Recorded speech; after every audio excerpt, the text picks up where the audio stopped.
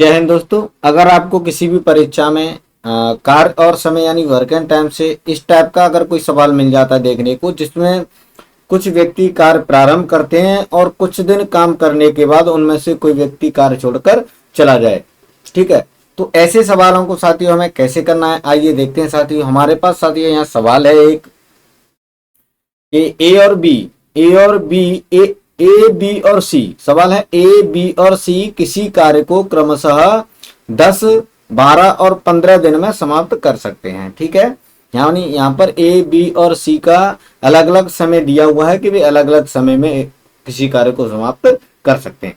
कर एक ही काम को रहे हैं लेकिन उन तीनों का समय अलग अलग है, ठीक है। आगे है, यदि वे एक साथ इस कार्य को प्रारंभ करते हैं, कार्य शुरू एक साथ करते हैं तीनों, लेकिन 2 दिन काम करने के बाद बी काम छोड़कर चला जाता है, यानी इनमें से जो बी व्यक्ति है ये कार्य छोड़ करके चला जाता है। आगे कह रहा है, ज्ञात कीजिए कि शेष कार्य को ए और सी ने कितने दिन में किया।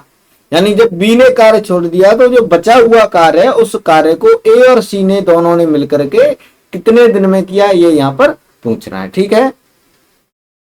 देखिए ये यहाँ पूछ रहा है कि ए और सी ने कितने दिन में किया शेष कार्य को, ऐसे भी पूछा है।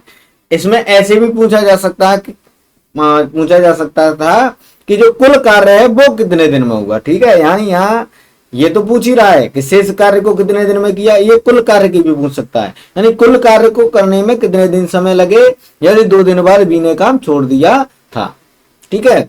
तो ऐसे सवालों को कैसे करना है आइए देखते हैं। सबसे पहले हमें यहाँ समय पूछ रहा है, तो समय निकालने के लिए आप सभी को पता होगी कि अगर हमें समय निकालना हो किसी सवाल में तो हम क्या करते हैं, हमें कार्य चाहिए और कार्य में भाग देते हैं किसका, क्षमता का। यानी हमें अगर समय निकालना है तो हमें कार्य और क्षमता होनी चाहिए हमारे पास, तभी हम किसी सवाल में जो टाइम एंड वर्क का सवाल है उसमें हम समय निकाल पाएंगे, ठीक है। तो अब कार्य कहां से आएगा, तो कार्य निकालने के लिए हम क्या करेंगे, ए बी सी जो तीनों का समय दिया हुआ है, यानी ए बी और सी ये तीनों का समय क्या है, ए 10 दिन में करता है, बी 12 दिन में करता है, सी 15 दिन में करता है। हम इन तीनों का क्या लेंगे साथियों, यहाँ पर एलसीएम लेंगे। क्या लेंगे, एलसीएम लेंगे। तो जो एलसीएम आएगा इन तीनों का वही हमारे लिए क्या हो जाएगा, टोटल जो है वर्क हो जाएगा, टोटल यानी कुल कार्य हो जाएगा। तो 10, 12 और 15 का जब एलसीएम लेंगे साथी तो वो आ जाएगा 60। कितना आ जाएगा, 60।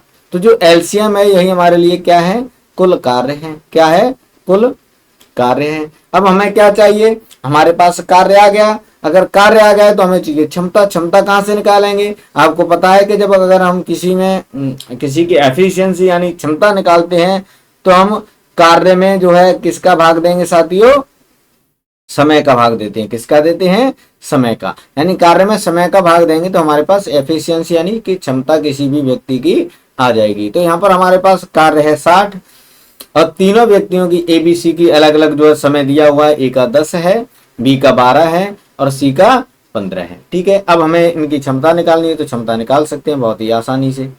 यानी 10 से अगर 60 में भाग दे दोगे तो ए की जो क्षमता आ जाएगी वो आ जाएगी 6। कितनी आ गई, 6। बी की अगर क्षमता निकालनी है तो 12 से 60 में भाग दे तो कितनी आ जाएगी, 5। ये 5 बी की आ गई। अब सी की निकालनी है तो 15 से 60 में भाग दे तो 15 चौके 60। तो जो सी की क्षमता आ जाएगी वो कितनी आ जाएगी साथियों, यहाँ पर 4 आ जाएगी। तो इस प्रकार हमारे पास तीनों व्यक्तियों की क्षमता भी है, तीनों व्यक्तियों द्वारा जो किया जा रहा है वो कार्य भी है, ठीक है, और समय भी है। अब हमें क्या निकालना है, हमें निकालना है कि जो 2 दिन काम करने के बाद जब बी ने छोड़ दिया था काम तो शेष कार्य को ए और सी ने कितने दिन में किया, है ना। तो सबसे पहले देख लेते हैं कि जो 2 दिन इन्होंने जब मिलकर के तीनों ने कार्य किया तो इतने समय में इन्होंने कितना कार्य कर लिया था। तो तीनों मिलकर के कार्य कर रहे हैं 2 दिन, तो तीनों की मिलकर जो क्षमता हो जाएगी साथियों 6, 5, 11, 11, 4, 15, यानी 15 क्षमता हो जाएगी तीनों की। और तीनों मिलकर के 2 दिन तक कार्य कर रहे हैं तो इसका मतलब 15 दूनी 30, यानी 30 जो है कार्य हमारा हो जाएगा कितने दिन में, 2 दिन में। यानी 2 दिन इन्होंने मिलकर कार्य किया है तो 2 दिन में टोटल 15 के हिसाब से 30 कार्य हो जाएगा, यानी 15 दूनी 30। 30 कार्य कंप्लीट हो गया है। टोटल हमारे पास 60 काम है। अगर 60 में से हम 30 कार्य को घटा देते हैं तो हमारे पास जो शेष कार्य बचता है साथियों शेष कार्य, वो कितना बचेगा यहाँ पर हमारा 60 में से 30 गए तो 30, यानी 30 हमारा शेष कार्य बचेगा।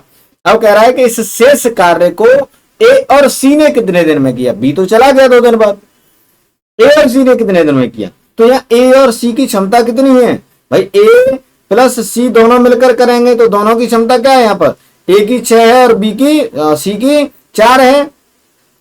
तो समय निकालना है तो जो काम बचा है काम लिख लो 30, और इनकी क्षमता कितनी हो जाएगी 6 और 4 दोनों को जोड़ दोगे 6 और 4 10, अगर 10 से भाग देंगे तो साथियों कितना आ जाएगा 3, और ये जो 3 है यही हमारे लिए क्या हो जाएगा आंसर हो जाएगा, यानी ए और सी दोनों मिलकर के 3 दिन में जो शेष कार्य है उसे कर लेंगे।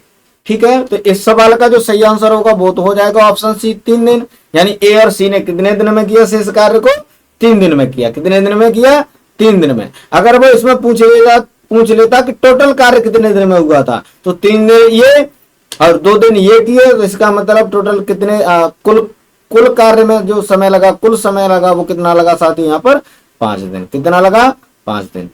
ए और सी ने लास्ट वाला शेष काम तो 3 दिन में कर दिया, लेकिन कुल कार्य कितने दिन में हुआ 5 दिन में हुआ।